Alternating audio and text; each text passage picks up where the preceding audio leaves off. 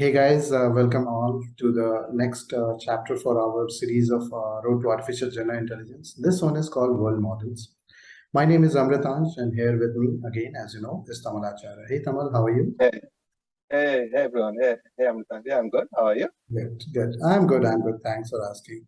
So guys, if you remember our discussion from last video, and we did mention that we would require some sophisticated world models which could describe our overall idea or the discussions around how do we truly create AGI, that we were talking about hardware and we were talking spiking neural networks. So let's have a look. And as you already know that we are continuing with the series. So there are 5 videos out now. Please have a look. Now, guys, this is a very interesting topic and I love to talk about all this. So one idea is always there that humans always develop a mental model of the world based on what they are able to perceive with their senses. Okay. J. Wright Forrester, who is a father of system dynamics, basically he described this mental model. The image of the world around us, which we carry in our head, is just a model. Okay. Nobody in their head imagines all the world, government or countries. They only have selected concepts, a relationship between them, and uses those to represent real systems. So what J. Wright Forrester is saying here is that you would never ever have all the information. That's not how it works. Fundamentally, you have built up a small model where you can explain. So maybe you can imagine your room as your model, okay? And in your room, you have different things. Let's say the TV is placed at one place, and or you can imagine it as a house, okay? So TV will be placed in the living room, and you might have a smaller TV maybe in your bedroom, or you might have a laptop for that purpose. And you might have a study room, you might have a separate bedroom, you would ideally should have a separate area for kitchen and bathroom, okay? So these separations or these systems that we build can also be again imagined at a governmental level. If you think about that, for defense, we will have a separate building, separate people for internal revenues. Okay, we will have separate buildings, separate people for all this. And there would be administrative people all across, which might be connecting different departments, would be, then we will have intelligence in the community, and all of that system that work together. But there is some disjunction between them as well, so that if one goes bad, the others can come and pitch in together and try to fix the problem. So same thing happens within the brain as well. Because we get such a massive amount of information that flows daily through, like our in daily lives, it flows through. Our brain learns an abstract representation. It kind of forms these abstract notions of the world, society, ideology that we have, and complex structures that we could think about. Any knowledge that we have today, all of that can be utilized or understood in various models itself. Even fundamentally, as you know, that I'm from computer science. So when we have to write a program, it has been taught to us that you do not start writing code immediately. You think how it is going to work. So one of the things I used to do when I was learning programming is I would build these flowcharts, how the code will enter, where the data will enter, where the logic will be there, where the loops will run, how will I come out of the loops. These were models that we had to develop. And once we developed this model, our coding inherently was far better. Randomly, otherwise, if I would have randomly started typing few things, my errors would have been far bigger. So, and the good news is why these things are important, because at some point it has been understood like this, that if you have these models and if they work well for you, in future it's easier to predict. You can simulate your world around us with all the incoming information right now, and you are able to perceive and even able to predict what's going to happen in future, thus giving you kind of an advantage. Okay. So, and again, it is applicable to any sensory data, any sensory information that we get, okay? And thus we are able to instinctively act on the predictive model and also have fast reflexive behaviors, right? So this is very important, that for AI systems or AGI system that we want to implement or have, we will need to develop these world models. And okay, there has been a lot of discussion. The idea of world model is inherently not a new idea, if I have to say it very, very clearly, that we are kind of talking about such models for quite a long time, but very few models are even available up for discussion, as a matter of fact. And Yann, who is at Facebook AI Research, he talks about this a lot, actually. And there are other researchers like Jürgen Schimdhuber is there, right? So we will talk about their inspirations as well. So Yann LeCun consistently says that human and non-human animals seems to have learned enormous amount of background knowledge, how the world works through observation and through incomprehensibly small amount of information in a task-independent, unsupervised way. Yes, a lot of this is unsupervised, or I would like to say it is self-supervised as a matter of fact. And this is where the idea of common sense comes. And this is where there is a very good saying. Common sense is not that common. And this is why it is, because not everyone's world model is same. Everyone builds their own world models based on their experiences, observations, or understanding of the reality around them. And as you might understand, reality itself is a very subjective topic. So you can think about common sense in terms of like a collection of models of the world that can guide us what is likely, is plausible, what is impossible. Like this is a very common example that I tell people that many times when you have to make a decision and something looks impossible or something looks it is out of world or it is just too good to be true, try not to believe it. It is based on my experiences because I know these things are fraud fundamentally. If someone comes tomorrow and asks you to invest some 10 lakh rupees and says that we will double this in 45 days, the probability is so low that you should not trust this kind of conversation ever. It's almost guaranteed fraud fundamentally what's happening. Now, of course, a lot of people might think it is possible because they might have heard stories about it. So yeah, this is the thing. For someone, it makes a common sense. Someone might prefer to go and bet on this one. For people like for like a logical person like me, I would say no, no, too risky. I cannot even trust this person. I do not even know what is going to happen here, right? And why it is important? Because it allows us to plan effectively on family situations. Look, day-to-day life, if everything is going as planned, then most of the work is done by system one of our brain. System two is almost never even engaged, as a matter of fact. So this is the whole idea that if you run into an unfavorable scenario, so let's say a teen driver who has just recently learned how to drive a car, all of a sudden goes into area where there's a lot of snow, and specifically it becomes dangerous when what happens is there is snow, but the underneath around the road, it is kind of turning into water. Okay, so the roads become really slippery. Even the snow is kind of slipping on top of it. That becomes really risky. Okay, and for a new driver to drive in that scenario, if you were to accelerate by any chance, you will actually just get, you will definitely hit something immediately.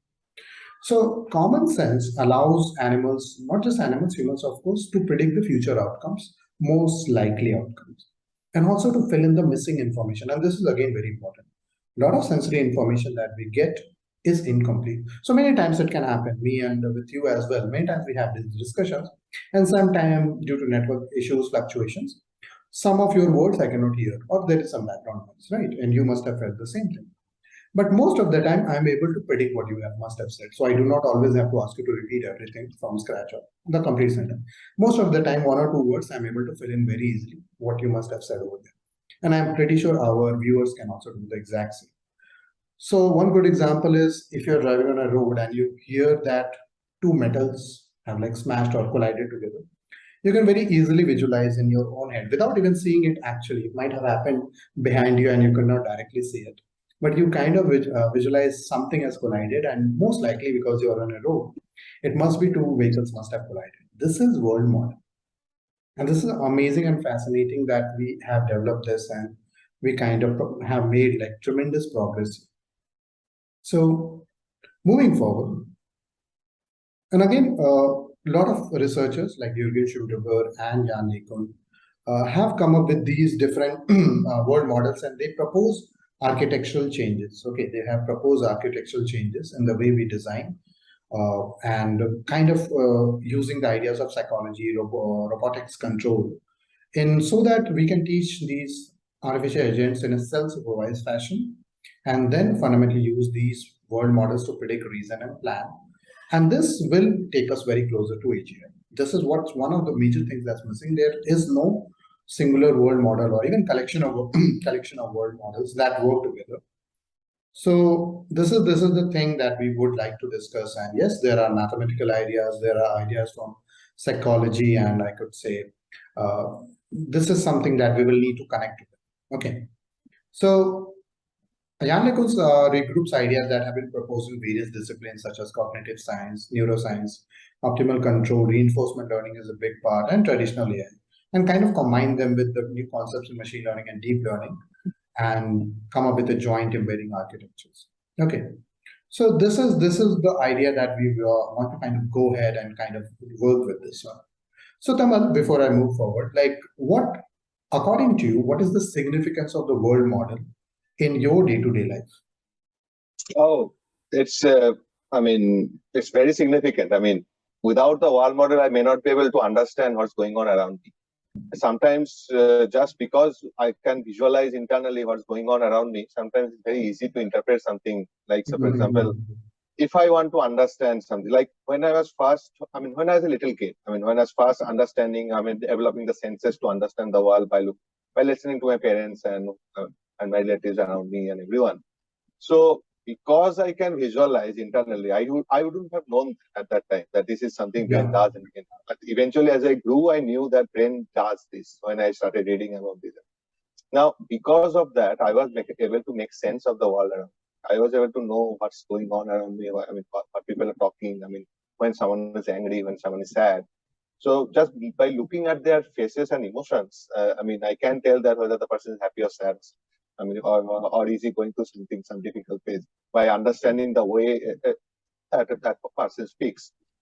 Now, these are something which I know internally because of the exposure I'm getting. And because of the world model. Internally, brain develops all these things.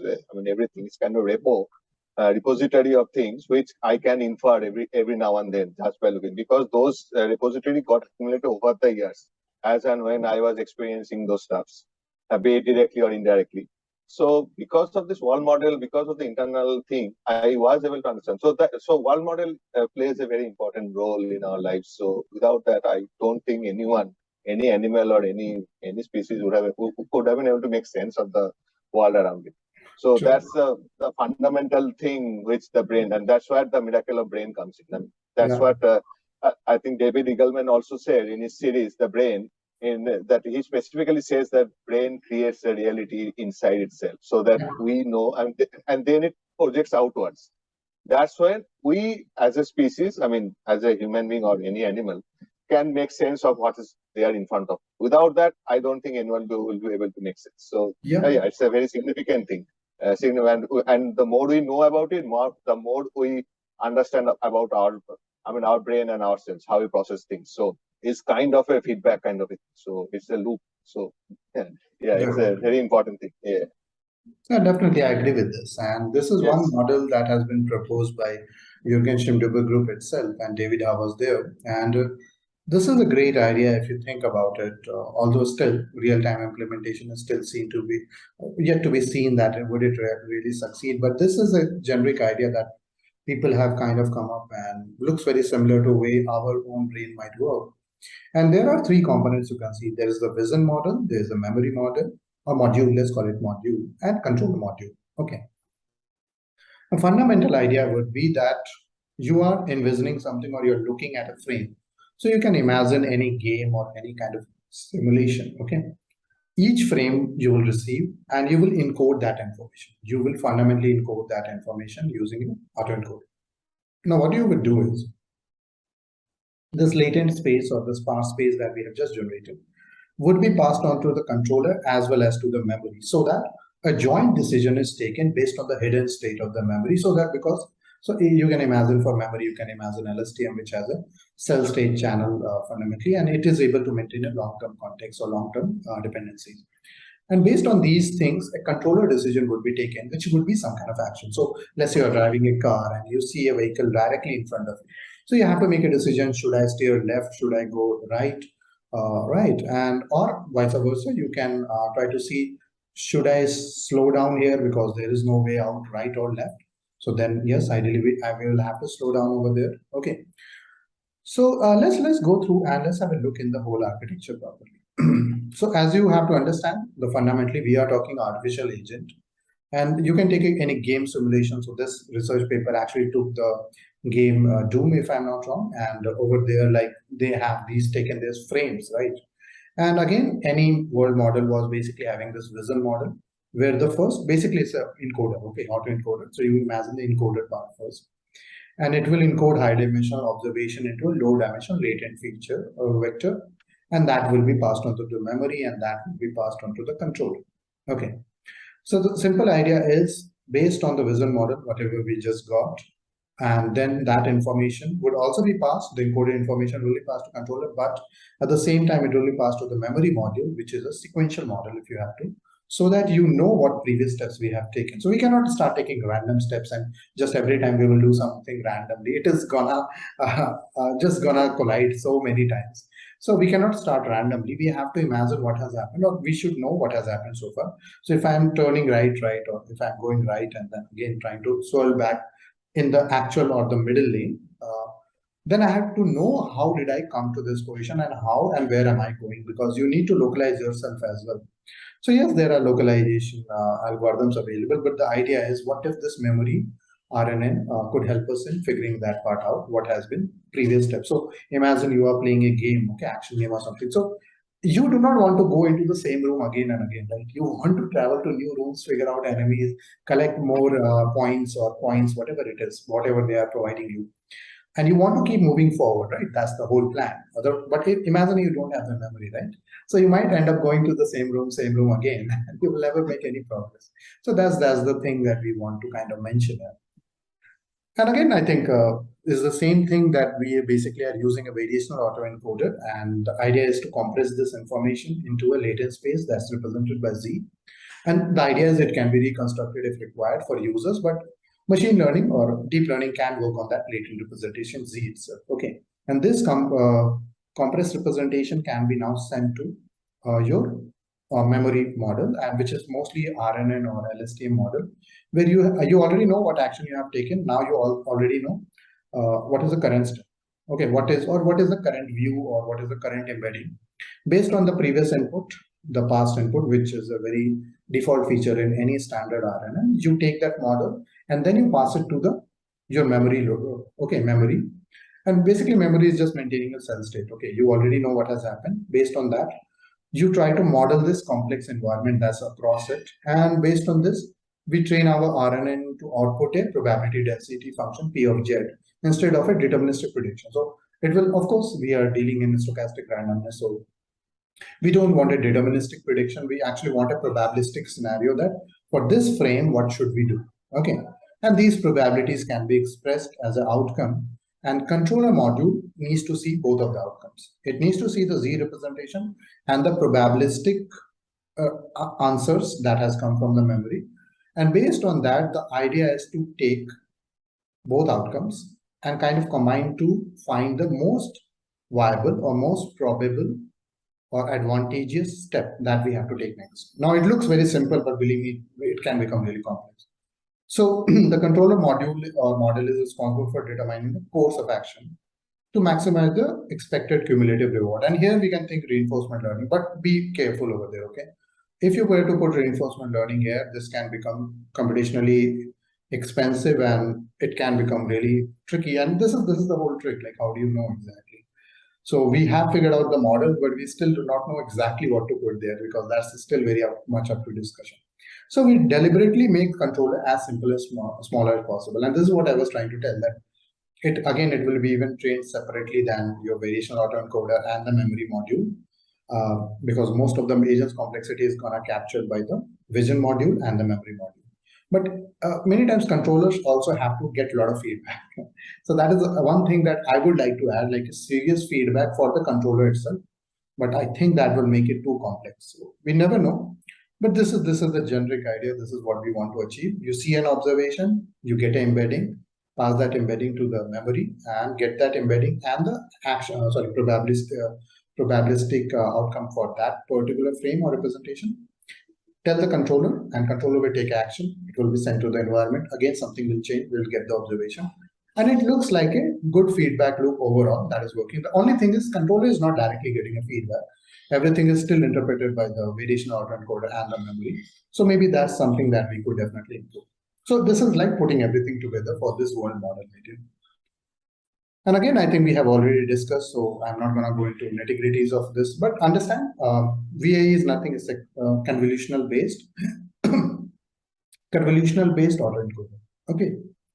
So you get your latent representations, and yes, if required, it can be deconstructed and kind of reconstructed, not deconstructed. And if you, as a user, you want to see what is the outcome, you can check it out. Okay, this one is a specific RNN. And it is like with a mixture density network. It does has a mixture density network available with it. So it's not a, so LSTM plus MDM, that is basically put here. And then you have your standard controller, which basically takes it is also a neural network, but it is taking weights from the hidden, weights of its own, combining with the hidden representation or latent representation and the outcome or the probabilistic outcome for that latent representation, plus some bias, as you can see, to find the optimal parameters for controller WC and BC. A covariance matrix adaptation strategy is usually utilized. Okay. And based on that, it is kind of run. Now, because controller is usually simple, you can kind of run it on CPU as well.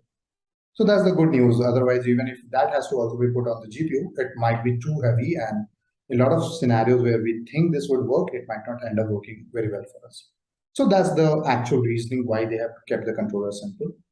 And this is one great model which came in 2018. And I would urge everyone to read this paper, amazing paper. But again, it's not complete. I'm very, very clear that it's not a complete solution that we have found yet. I am pretty sure we will need to add a couple of more modules. And this is where the next model comes in very heavy. And this model has been a little recent. We are still studying and understanding everything here. So still maybe there will be some gaps in our understanding itself. But Kamal, you actually raised a very important point. And you definitely mentioned this idea of dream. So would you like to kind of go into this scenario and explain why did we say dream? Why is the word dream is there? Yeah, that's right. It's a very interesting thing, right? So lots of TV series, movies propose that machines are dreaming. I mean, all the sci-fi things and all. Westworld is one of the very recent series which I was. There, each and every agent says that I'm dreaming. I am in a dream. Like what it is. It's just it is visualizing its own memory, like recreating and reliving in its brain. So just that it is kind of a loop. Now here, what the dream actually the authors wanted to mean is that. So there was this Doom environment. We all know Doom. It's a very famous TV PC game. It's just, I mean, it's very famous. So it's a Doom environment. You have the agent there, and the environment is tailor-made for that. I mean, the agent is somehow it's a different setup. So there are lots of different setup was created in the Doom environment for the agent to navigate and play and all. Now the reason what the dream comes into thing is that the contribution like. The dream part, the agent learns the things in that environment. It's kind of visual constructing. See, it is written there. What they are trying to say is that, as Hamilton was saying, the Z latent representation of the input. So it's so that the model, and then combined with the model, the agent got a better score at playing. That means the agent figured out the environment as it were navigating the environment in the Doom environment. You can see there's a good video of that. So as it was navigating the environment, so it was able to know from memory because it is storing things in the memory and understanding. So it was able to visualize what the agent, I mean, it was previously and all. That's when it was able to score high because it was not reliving the same thing over and over again. I mean, it's not looping through. So it is going in a different. When the agent was coming to a familiar page, it knows that it has gone there. So we should be going some other direction, and that's what. It was able to progress and it was able to score better. That's where the dream comes into the picture. That's when the author said it is dreaming because it is it was able to use the memory component of it. So it was reliving the past experiences and then it is moving. So that it doesn't get stuck in one place. So this. Yeah, now the model learns to generate monsters that shoot fireballs at the direction of the agent, while the controller model discovers a policy to avoid this generated fireball. Now the V model, the vision model, only used to decode the latent vectors produced by the model into a sequence of pixel images. Now, these lines demonstrate how the agent was navigating the environment. So it was able to know where the monsters are. It was able to duck when the monsters were shooting the fireballs, and then it was navigating as and when. So ensuring survivability, so it has to survive the shooting balls, and then it has to complete the full game from going from point A to B. In between, it will see the monsters, and so that's why the dream. That's why the agent was able to visualize the the entire environment so that it doesn't loop around the same part. And then it was moving ahead. So that's where the dream comes, and that's when the author says, does it really dream? It's just that the agent was using its own memory. It was using its own memory. It was able to keep aside all the places it has went previously, and then it was trying to figure out what are the new places it has to, and ensuring its survivability because it has to survive the process. So you can check the video. The Doom environment video. It is there. Yeah. It's very nice. There you understand now. Yeah. Now this is a famous saying: all models are wrong, some are useful. It's true, it's for any model. The one model that was developed is capable of learning the environment, teach the event to perform it well. That's when the dream comes into the picture. So if we move on. Yeah, sure. Now, the promise of learning a model of the world, as I said, like all model, every humans we use every day, unconsciously, it's implied that it is the brain is generating, even if you don't know. Now, what are some of the important things we can, the world model can contribute? So world model is an abstract representation of the spatial and temporal dimension of our world. It's just the world, it's just a miniature version that is getting created inside your head. So it is spatial and temporal. Now, one use of world model is to use the low dimension internal representation for control. Like, as I said, in the Doom environment, so if the agent was able to visualize the environment, so it will know where the monsters are, where to navigate, where to go, what obstacles to avoid. So this is just the internal representation. If the agent knows internally that it has to do it, navigating the thing is very. So that's when we sometimes say that when developing and doing any work, we sometimes say that by anyone that just visualize what you want to do. Just write it down. That means that you are just writing a flowchart. If you know the steps, doing that is very easy. It will take hardly small time. But if you don't know what to do, if you can't visualize what you want to do, it will be very difficult to solve that. So that's where the wall model comes to. That's one use of wall model. Another is to generate data for training. So see, sometimes in AI research or any AI development, we have this problem of not having enough data. We always think that if we had more data, we would have made the model more robust or more accurate. Now, another use of one model is to generate more data. A model that can approximate the environment transitions dynamics can be recommended to generate rollouts simulated. So simulation can be used. So we can use one model to simulate something and generate the required data and feed into the training data. So this is one use. Another is this can be used for planning, like you say Monte Carlo tree search for AlphaGo that beat the Go champion. Now, it was able to use the Monte Carlo tree search, that's the algorithm that it uses. So it was able to recreate all the possible moves internally. In kind of a way, it was able to visualize what are the moves it will be and all, and then it uses the same strategy to beat the player. Now that is another use. It can be used for planning. If you have a simulated environment, it is good to plan. You can know what, and then you can use it in the real life. So these are some of the promises of the wall model. So it's very fascinating. Yeah. If we move on. Now, something that is called independent model learning. So if we see the decomposition of the agent, different tasks can be trained separately but sequentially. The first, train the vision on observations. Yes, the agent has to see to know the input it is trying to get. Then train the memory using sequences of observations and actions. The observations are encoded into latent space statistics, meaning we can sample different Z for each epoch. It is training internally. Finally, train the controller using the vision to provide the latent space Z and the memory to provide H using total episode year. Now, this is the steps the agent takes. As I said, in a Doom environment, so these are the steps the agent took. It has to see first, then all those same things get stored in the memory. It gets trained there, and then the controller will use those things to help navigate the agent in that environment. Now, this is where the independent learning is stability. And so reinforcement learning is, so one benefit of independent learning is stability. Reinforcement are unstable because it takes too much time sometimes to train, computationally very expensive.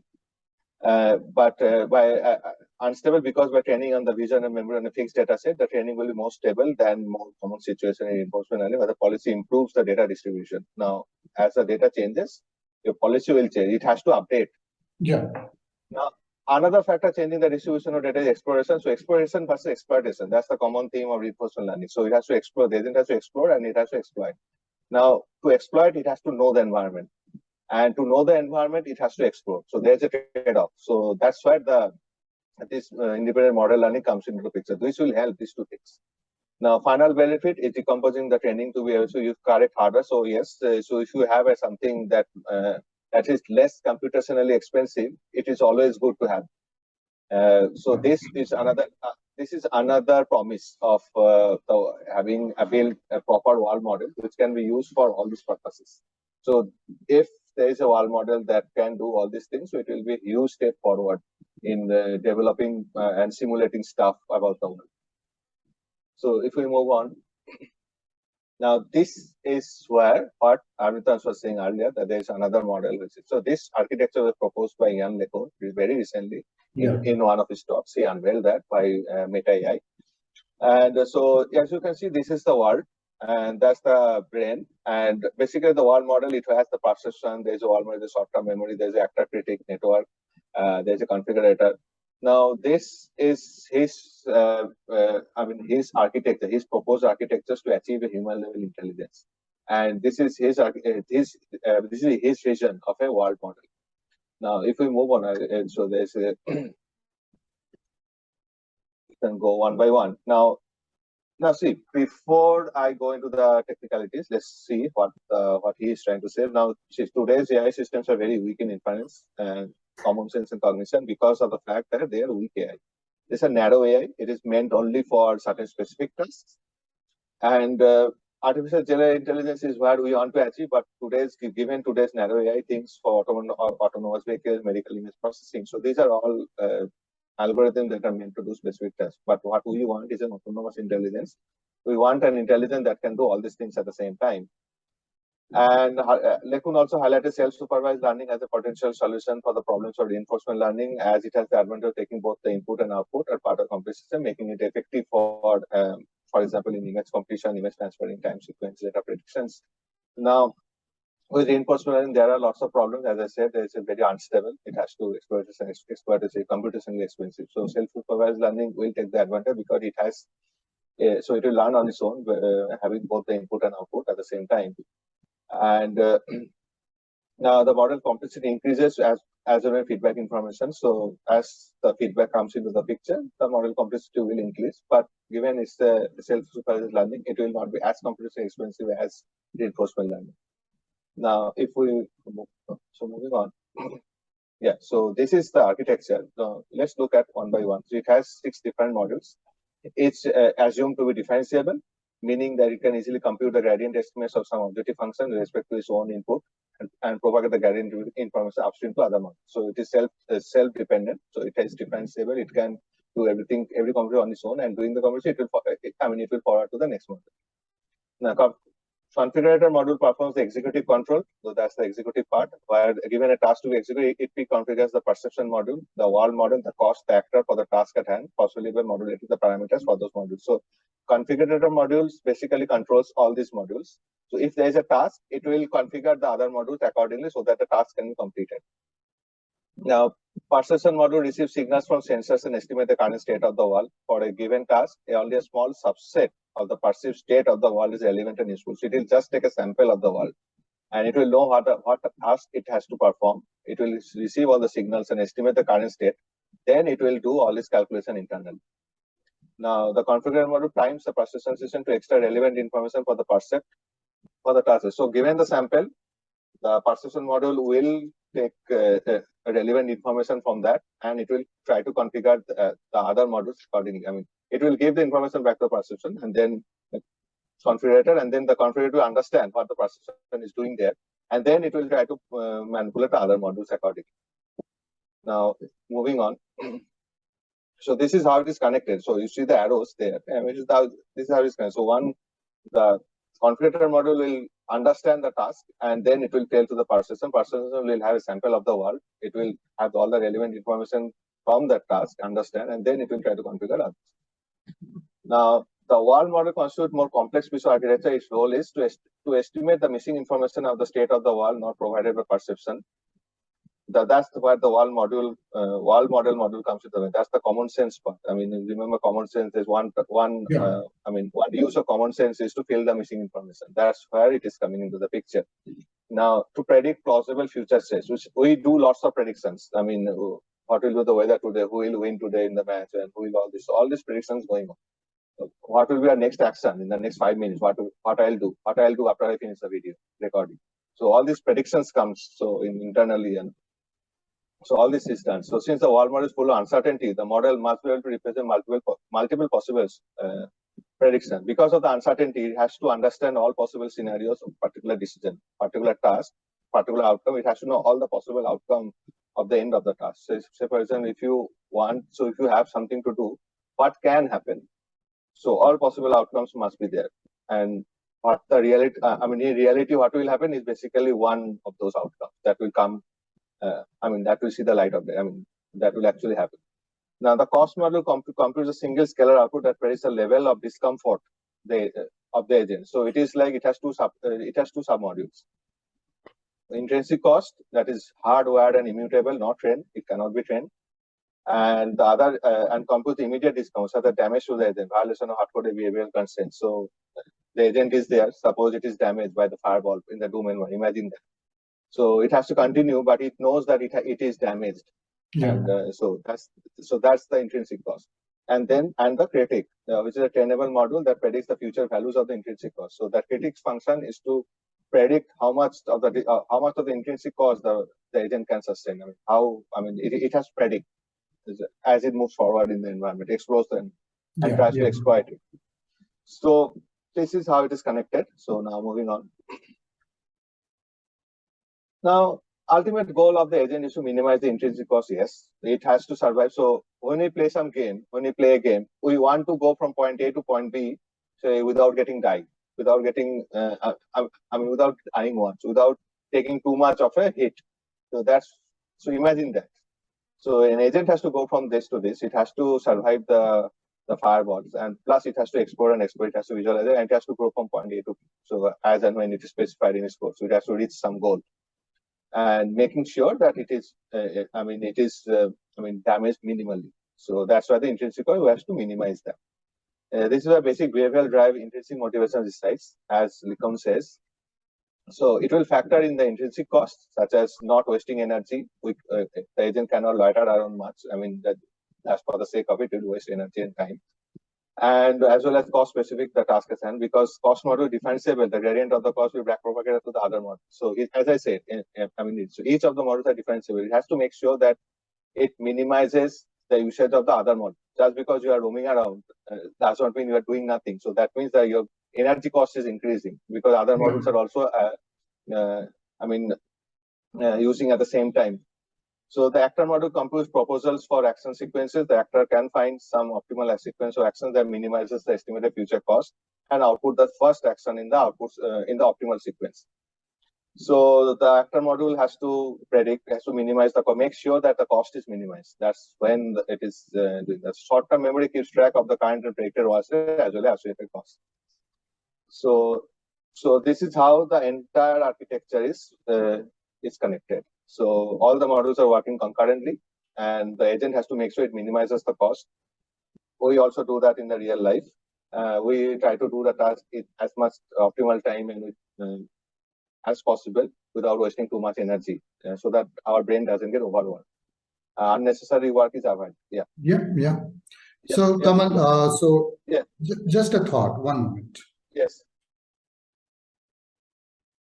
So just one thought that I have here, and that I think would be important for all of us, is when Yann LeCun is saying that, and basically we have critic and all these cost factors, and if I were to just go back and open the original image, the bigger one, here as you can see, we have multiple models like configurators, perception, and inherently a world model itself.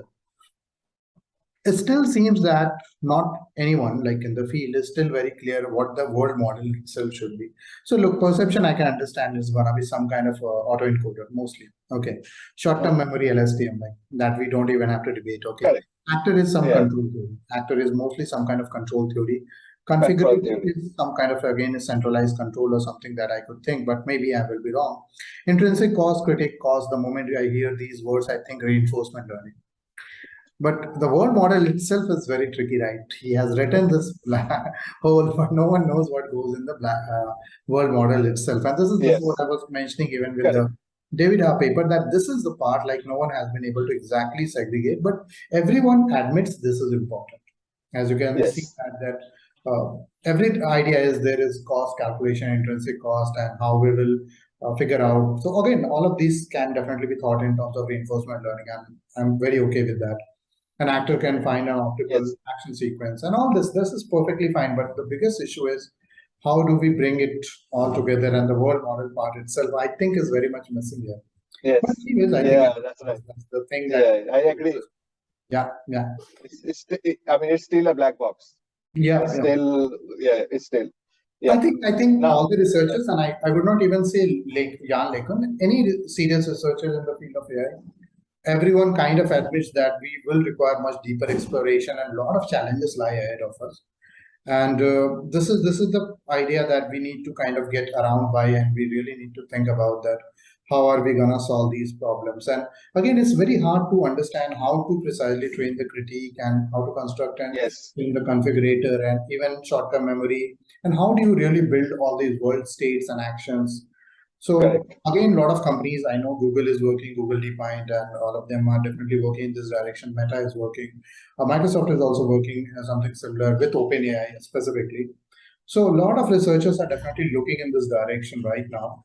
And there are different research groups, but again, they are still a very small in number. I will not say it's a very massive research field because it's extremely complex. It takes humongous like expertise in building different AI ML solutions. First of all, like you need to know so many other fields as well.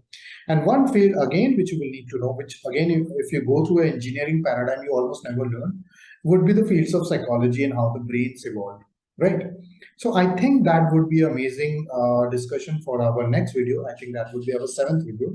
We should definitely talk about world models, but this time we will go a little bit more into the how the brains or the minds have evolved. Brain side of the thing, played such an important role. So there are really good researchers in this field as well, and we should definitely dedicate some time understanding what they think, how we can build the brain or mind is specifically, what are the concepts or percepts that needs to be put over there. So I think that will come in really handy for us. Correct. Okay. All right, guys. I think this was a great video, and I hope you see a really challenging task that's in front of us now, finally, with regards to AGI as well. So thank you all. Thank you, Tamal, for thank you and collecting all the information for us. That's all for this video. Next video, I think definitely I want to look into some models which are more derived from the fields of psychology and biological evolution of mind. That's going to be an interesting video, guys. So please stay tuned, support our channel, and I'll see you really soon. Take care. Bye, guys. See you, everyone. Take care. Bye. Bye. Take care. Bye.